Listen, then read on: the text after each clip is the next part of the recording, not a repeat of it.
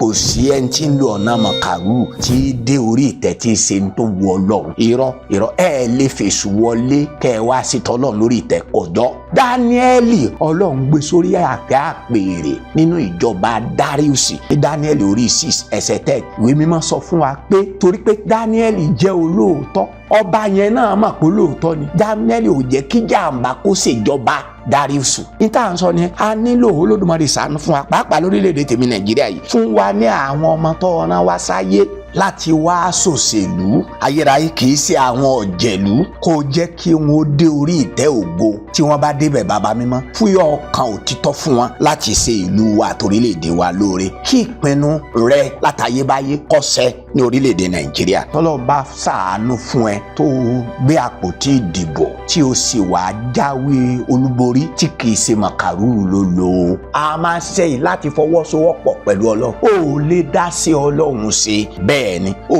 lè jẹ́ lánìhun tán, o lè ní gbogbo ẹ̀ tán. ó nílò Ọlọ́run, kò síṣẹ́ kan tọ́lọ́run ó bẹ̀ ọ́ tí ò ní kọjá agbára ẹ̀. ìdí tó fi ní Ọlọ́run nìyẹn. a ṣiṣẹ́ yìí pẹ̀lú Ọlọ́run ni, a wà máa ṣiṣẹ́ yìí bíi fún Olúwa, a máa ṣiṣẹ́ yìí pẹ̀lú pé kámẹ́rà Olódùmarè máa ń wò mí, a máa ṣiṣẹ́ yìí gẹ́gẹ́ bí ikọ̀ Kristi.